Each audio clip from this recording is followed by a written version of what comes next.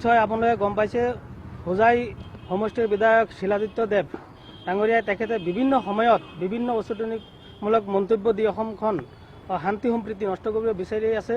সিদিনা শোণিতপুৰ ঘটনাৰ আলম লৈ তেখেতে স্বনামধন্য সাহিত্যিক সকলোৰে পৰিচিত এজন সন্মানীয় প্ৰয়াত ব্যক্তি সৈয়দ আব্দুল মালিক ডাঙৰীয়াক তেখেতক যি অপমান কৰিছে, তেখেতক জাহাদী বুলি তুলনা কৰিছে, সেই তেনেকুৱা ভাষাক আমি দীক্ষা জনাইছোঁ আৰু গৰিহণা দিছোঁ। তাৰ লগতে আজি আমি তেখেতৰ বিৰুদ্ধে আমাৰ নগাঁও সদৰ থানাত আমি সংখ্যালঘু সংগ্ৰাম পৰিষদৰ ফালৰ পৰা আমি এজাহাৰ দাখিল কৰিছোঁ।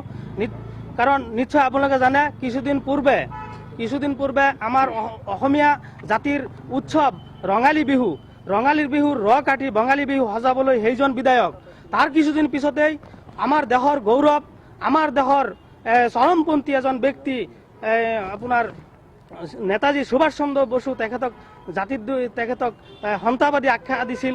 চেম তেনেকুৱা বিভিন্ন সময়ত বিভিন্ন ভাষাভংগী কৈ আমাৰ অসমখন বিভিন্ন জনগোষ্ঠীৰ মাজত যি শান্তি সম্প্ৰীতিৰ এনাজাৰীডাল নষ্ট কৰিবলৈ সময়ে সময়ে তেখেতৰ কথাবিলাক অব্যাহত ৰাখিছে গৈ পেলাই।